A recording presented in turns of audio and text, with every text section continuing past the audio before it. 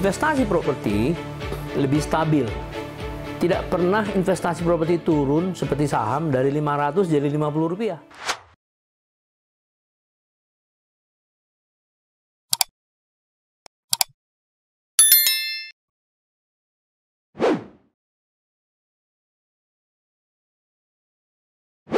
Iya, mengapa investasi properti lebih baik daripada saham atau daripada reksadana dan lain-lain?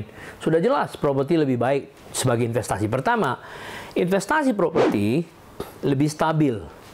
Tidak pernah investasi properti turun seperti saham dari 500 jadi 50 rupiah. Properti, kalaupun terjadi krisis, sudah 2 kali terjadi krisis, ya 3 kali sampai sekarang. 1998. Tidak ada properti yang turun sampai 50%. Nggak ada yang pernah itu. Yang kedua, 2008 krisis finansial. Properti cuma turun 10%.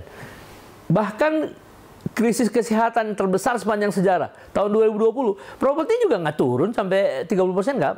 Tapi kalau saham, dari 500 jadi 50 rupiah. Nah, itu satu. Jadi, stabil, properti lebih stabil. Yang kedua, jumlah perusahaan datang dan pergi. Ya, perusahaan yang 250 tahun pun seperti perusahaan-perusahaan di Amerika ketika terjadi krisis finansial itu hancur, berantakan. Artinya runtuh.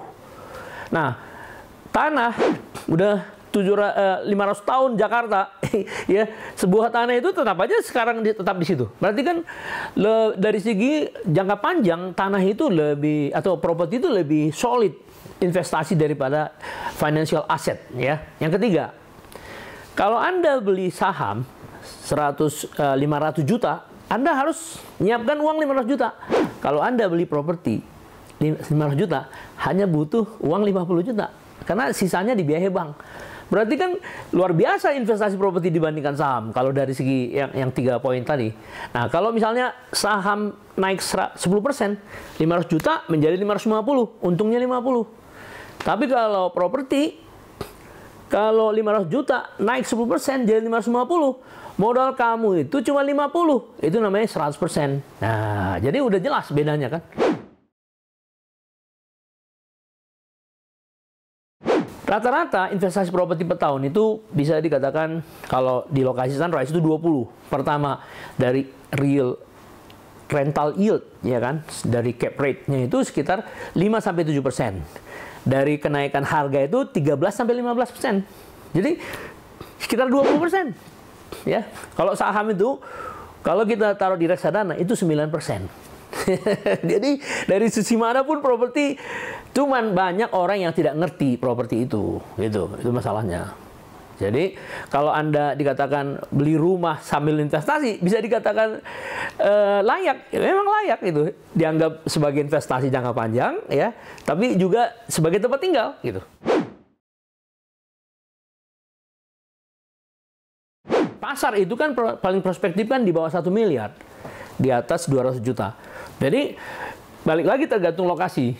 Kalau di timur itu udah pasti di bawah 1 miliar, di atas 200 juta.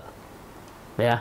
Tapi kalau di barat tadi, bahkan sampai yang di barat sana ya, di ujung ya, dekat airport, yaitu di bawah 1,5 miliar, di atas 750. Gitu. Jadi kalau dua segmen itu tergantung lokasi, ya berarti kan kita bisa aja punya satu di barat, satu di timur kan, nggak ada masalah. Nah, lebih mana prospek? Dua-duanya prospek, karena balik lagi jumlah pertumbuhan, kenaikan dari jumlah orang yang masuk ke timur dan ke barat hampir sama jumlahnya. Artinya dua kutub ini adalah dipenuhi oleh para pekerja profesional gitu.